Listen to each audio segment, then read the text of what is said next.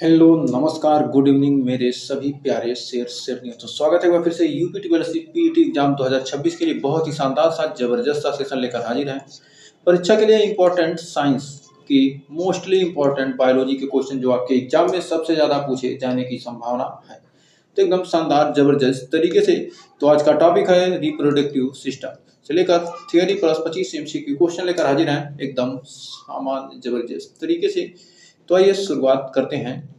कर महत्वपूर्ण theory point में नर सेक्स हार्मोन में जो नर सेक्स का हार्मोन होता है विरिसण विरिसण यानी टेस्टिस जो क्या होता है विरिसण यानी टेस्टिस होता है। इसके द्वारा टेस्टोस्टेरोन जो हमारा विरिसण है यानी टेस्टिस है इसके द्वारा क्या होता है टेस्टोस्टेरोन स्रावित होता है। कौन सा हार्मोन नर के विरिसण द्वारा क्या होता है टेस्टोस्टेरोन हार्मोन स्रावित होता है। लेकिन मादा सेक्स में जो अंडाशय है यानी ओवरी ये जो हमारा क्या है ये ओवरी ये हमारा जो अंडाशय है अंडाशय द्वारा एस्ट्रोजन व प्रोजेस्टेरॉन बनते हैं। क्या होते हैं इसमें एस्ट्रोजन और प्रोजेस्टेरॉन क्या होते हैं मादा सेक्स के दौरान बनते हैं और नर सेक्स के दौरान क्या होता है टेस्टोस्टेरोन हार्मोन क्या होता है का स्रावण होता है। निषेचन स्थल मानव में शुक्राणु व अंडाणु का निषेचन फैलोपियन ट्यूब में होता है। ये हमारा क्या है ये जो कि क्या है हमारा फैलोपियन ट्यूब है ये हमारा क्या है फैलोपियन ट्यूब है। यहीं पर क्या होता है मानव के शुक्राणु और अंडाणु का क्या होता है निषेचन होता है। तो उम्मीद है यहाँ तक आपको कोई डाउट नहीं होगा और अच्छे से क्लियर हो गया होगा। तो बढ़ते हैं आगे। अगला देखिए क्या कह रहा है कह रहा युग्मनज कर निषेचित अंडाणु द्विगुणित यानी 2n बराबर 46 गुणसूत्र होते हैं। मतलब क्या होते हैं जो निषेचित अंडाणु होते हैं क्या होते हैं द्विगुणित इसमें क्या होते हैं 46 गुणसूत्र हो जाते हैं। और प्लेसेंटा करा भ्रूण को मां के गर्भाशय में पोषण व ऑक्सीजन प्रदान करता है। जो प्लेसेंटा होता है क्या करता है भ्रूण को मां के गर्भ धारण के बाद क्या होता है पोषण और ऑक्सीजन प्रदान करता है। और नसबंदी पद्धतियां में होता क्या है पुरुषों के वेसेक्टॉमी तथा महिलाओं में ट्यूबेक्टॉमी कहलाती है। जो नसबंदी होती है पुरुष में जो नसबंदी होती है उसे क्या कहते हैं वेसेक्टॉमी और जो महिलाओं में होती है उसे कहते हैं ट्यूबेक्टॉमी। तो बढ़ते हैं आगे। ये क्या है देखिए शुक्राणु क्या कर रहे हैं अंडाणु पर क्या कर रहे हैं हमला कर रहे हैं। तो बढ़ते हैं आगे। करा पुंकेसर करा पुष्प का नर जननांग जिसमें पराग कोश में परागकण बनते हैं वो क्या कहलाता है पुंकेसर कहलाता है। फिर स्त्री केसर करा पुष्प का मादा जननांग जिसे वर्तिकाग्र या वर्तिका व अंडाशय कहते हैं। फिर अलैंगिक जनन करा अमीबा में द्विखंडन द्वारा तथा हाइड्रा द्विखंडन द्वारा अमीबा में द्विखंडन तथा हाइड्रा ईस्ट में क्या होता है मुकुलन द्वारा होता है।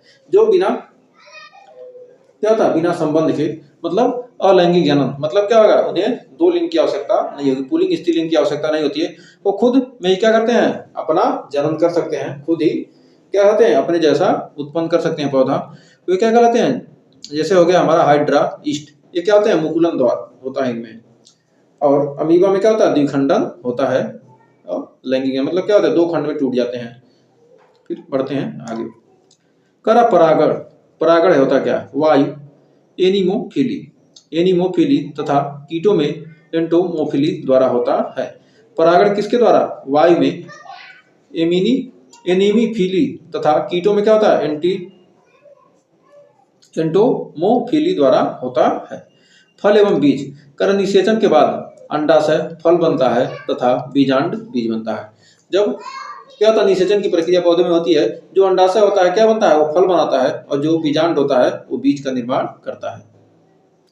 फिर अनिषेक जन बिना निषेचन के फल बनने की प्रक्रिया को अनिषेक जन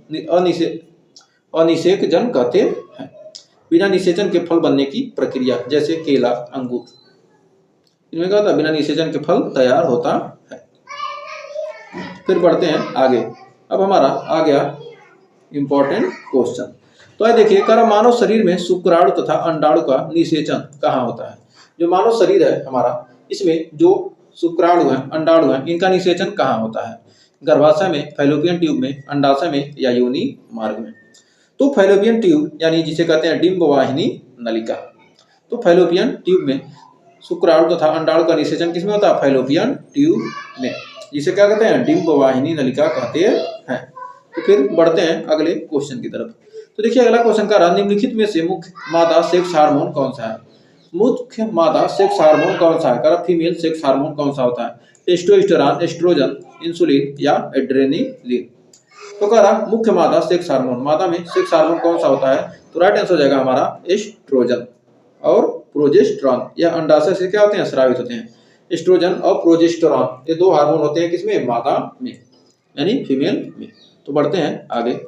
फिर अगला क्वेश्चन हमारा बहुत ही शानदार है, कह रहा है पुरुषों में नर सेक्स हार्मोन टेस्टोस्टेरोन का निर्माण कहाँ होता है?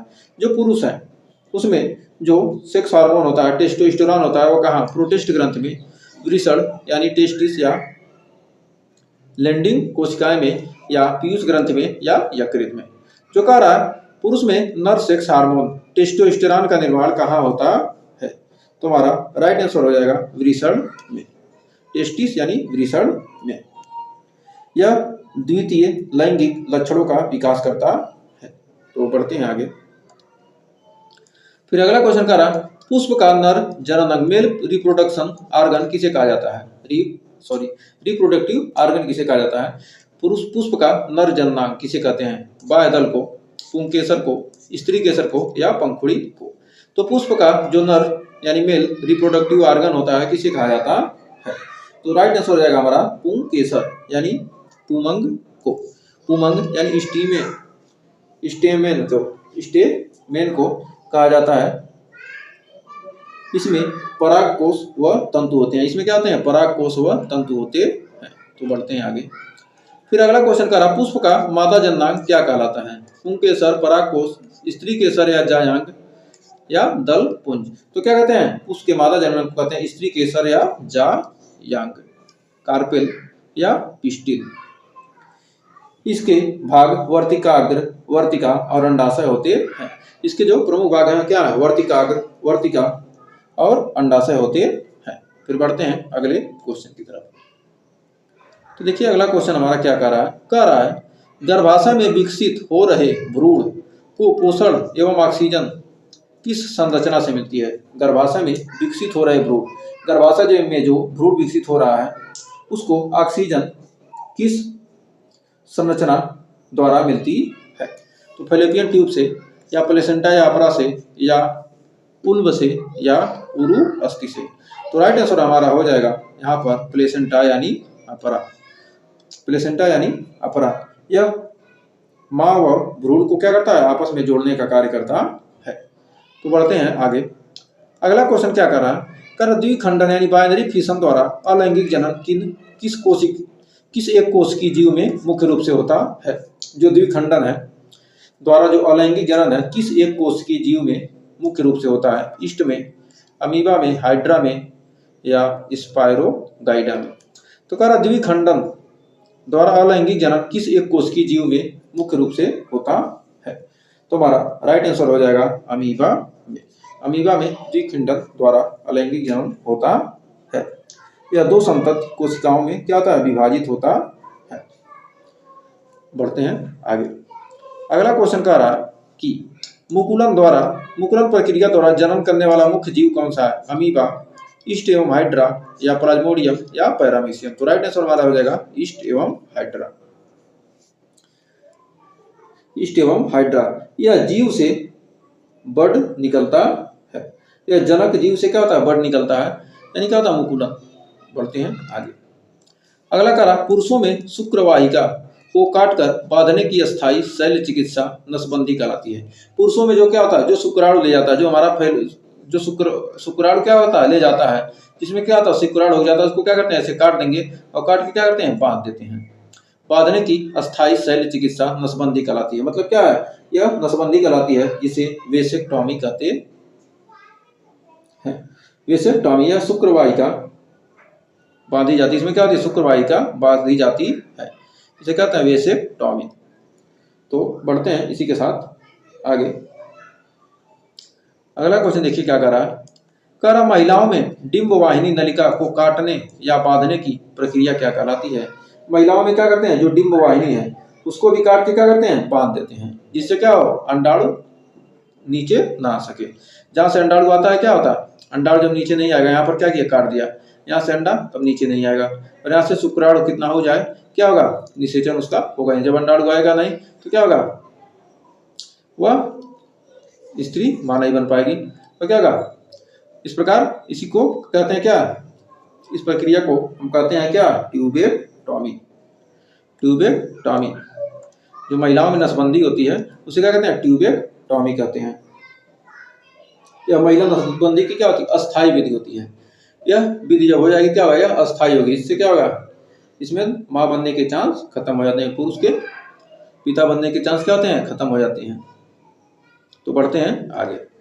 कर पराग कणों का पराग कोश से निकलकर स्त्री केसर के वर्तिकाग्र तक पहुंचना क्या कहलाता है। पराग कणों का निषेचन कहलाएगा, परागण कहलाएगा, अंकुरण या वाष्पोत्सर्जन। पराग कणों का पराग कोश से निकलकर स्त्री केसर के वर्तिकाग्र तक पहुंचना। पराग कण क्या कहते हैं, निकलकर स्त्री केसर के वर्तिकाग्र तक पहुंचना क्या कहलाता है, परागण कहलाता है। क्या कहलाता है, परागण। यह स्वपरागण व परपरागण दो प्रकार का होता है। परागण क्या होता है, दो प्रकार का होता है, स्वपरागण या परपरागण।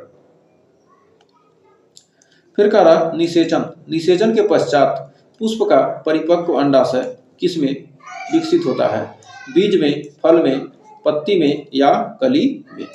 तो कह रहा निषेचन यानी फर्टिलाइजेशन के पश्चात पुष्प का जो परिपक्व अंडाशय होता है, जो अंडाशय क्या होता है, परिपक्व हो जाता है,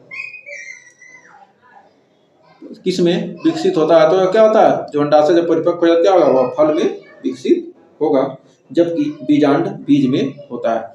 जो क्या होता है, अंडाशय फल में, जबकि बीजांड क्या होगा, बीज में। बीज में क्या होता है, परिवर्तित होता है या बदलता है। तो बढ़ते हैं आगे।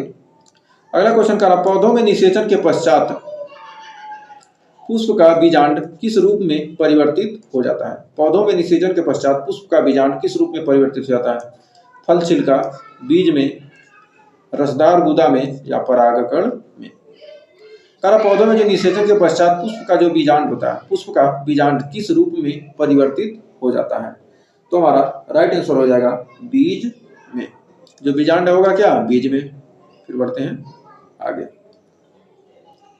अगला क्वेश्चन कह रहा है एक अगुणित मानव युग्मक या शुक्राणु या अंडाणु कितने गुणसूत्र होते हैं। तो क्या है, एक अगुणित मानव युग्मक, अगुणित मानव युग्मक में क्या हो, जब दोनों आपस में क्या हो, निषेचन के पहले अगुणित युग्मक शुक्राणु या अंडाणु में कितने गुणसूत्र होते हैं, यानी युग्मक से पहले। यानी राइट आंसर हो जाएगा हमारा कितना, 23 गुणसूत्र। 23 गुणसूत्र, 23 गुणसूत्र होते हैं क्या, या अगुणित से अगुणित युग्मक जो होते हैं, गैमेट या शुक्राणु अंडाणु में कितने गुणसूत्र होते हैं, 23 होते हैं। यदि निषेचन के बाद, यदि निषेचन हो गया तब वो कितने हो जाते हैं, 46 हो जाते हैं। तो बढ़ते हैं आगे। कर पुरुष में नर युग्मक शुक्राणु का निरंतर निर्माण किस अंग में होता है। जो पुरुष में जो नर युग्मक शुक्राणु होते हैं, निरंतर निर्माण किस अंग में होता है। तो हमारा राइट आंसर हो जाएगा किसमें, शुक्राशय में, विरिसण यानी सेमिनिफेरस नलिकाओं में, प्रोटेस्ट ग्रंथि में या मूत्राशय में। तो राइट आंसर हो जाएगा टेस्टिस यानी विरिसण में। तो बढ़ते हैं आगे। अगला क्वेश्चन कह रहा कि महिलाओं में परिपक्व अंडाणु ओवम या एग का मोचन उत्सर्जन कहाँ होता है। यानी जो अंडाणु होते हैं, अंडाशय में अंडाणु का जो महिलाओं में जो क्या होते हैं, अंडाणु होते हैं, उनका उत्सर्जन कहाँ से होता है। तो अंडाणु का उत्सर्जन अंडाशय से होता है, यानी ओवरी। यह इस क्रिया को हम क्या कहते हैं, अंडोत्सर्ग या ओवुलेशन कहते हैं, अंडोत्सर्ग या ओवुलेशन कहते हैं। फिर अगला क्वेश्चन क्या कर रहा है, स्वस्थ महिलाओं में सामान्य आर्तव चक्र यानी मासिक धर्म की औसत अवधि कितनी होती है। जो स्वस्थ महिलाओं में जो सामान्य मासिक धर्म होता है, जो मेंस्ट्रुअल साइकिल होता है, कितने दिन का होता है। तो मैक्सिमम होता है, जो सामान्य होता है वह होता है कितने दिन का, 14 दिन का, 28 दिन का, 45 की 60। तो क्या होता है, सामान्य रूप से 28 दिन का ही मासिक साइकिल होता है, किसी के कम या किसी के अधिक भी हो जाते हैं। 14वें दिन क्या होता है, ओवुलेशन होता है, यानी अंडोत्सर्जन होता है। अंडा क्या होता है, उत्पन्न होता है, क्या अंडोत्सर्जन होता है, कब, ओवुलेशन कब होता है, 14वें दिन। तो बढ़ते हैं आगे। करा बिना निषेचन के ही अंडाशय में से फल बनने की प्राकृतिक प्रक्रिया का उदाहरण क्या है? आम, केला व बिना बीज के अंगूर, सेब या अमरूद। तो कह रहा बिना निषेचन के ही अंडाशय से फल बनने की प्राकृतिक प्रक्रिया का उदाहरण क्या है? तो हमारा राइट आंसर हो जाएगा केला व बिना बीज के अंगूर। केला व बिना बीज के अंगूर है क्या है? बिना निषेचन के ही क्या होते हैं? ये फल बन जाता है। फिर बढ़ते हैं आगे। अगला क्वेश्चन कर रहा हवा या वायु द्वारा होने वाले परागण की क्रिया को वनस्पति विज्ञान में क्या कहा जाता है? एंटोमोफिली, एनिमोफिली या हाइड्रोफिली या ऑर्निथोफिली। तो क्या कहते हैं? हवा या वायु द्वारा होने वाले परागण की क्रिया को वनस्पति विज्ञान में क्या कहा जाता है? हवा या वायु में क्या हो रहा है? जो परागण क्रिया हो रही है उसे कहते हैं क्या? एनिमोफिली। उसे क्या कहते हैं? एनिमोफिली।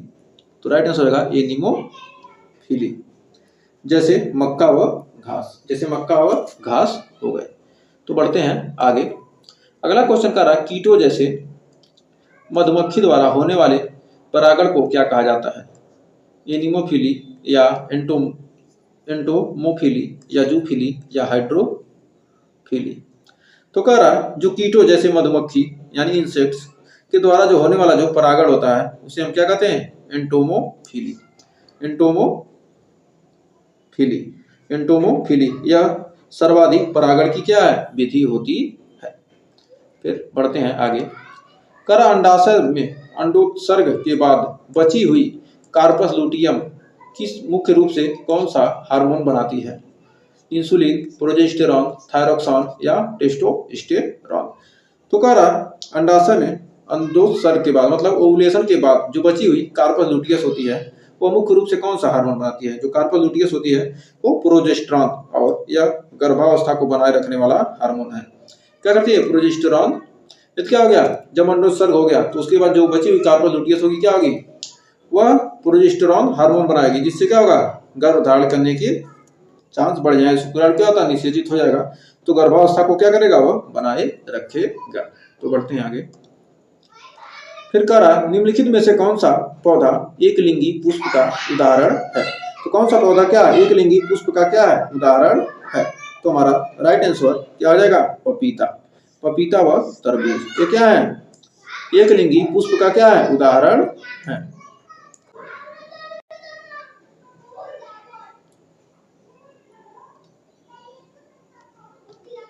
तो देखिए अगला क्वेश्चन क्या कर रहा है? कह रहा है टेस्ट ट्यूब बेबी तकनीक में निषेचन की क्रिया कहाँ होती है? पूर्ण रूप से परकनली के अंदर भ्रूण विकास, या शरीर के बाहर प्रयोगशाला या कांच परकनली में, फैलोपियन ट्यूब के अंदर या अंडाशय में। तो कह रहा टेस्ट ट्यूब बेबी तकनीक में निषेचन की क्रिया कहाँ होती है? तो टेस्ट ट्यूब बेबी में तकनीक में निषेचन की क्रिया कहाँ पर होती है? तो हमारा राइट आंसर हो जाएगा शरीर के बाहर। तो शरीर के बाहर प्रयोगशाला व कांच या परखनली में। शरीर के बाहर कांच या परखनली में। निषेचन के बाद भ्रूण गर्भाशय में क्या किया जाता है? प्रत्यारोपित होता है। तो बढ़ते हैं आगे। फिर कह रहा नर तथा मादा युग्मकों के संलयन से बने प्रथम युग्मनज में गुणसूत्रों की कुल संख्या कितनी होती है? नर तथा मादा युग्मकों के संलयन में बने प्रथम युग्मनज में गुणसूत्रों की संख्या कितनी होती है? 23, 46, 92 या 44।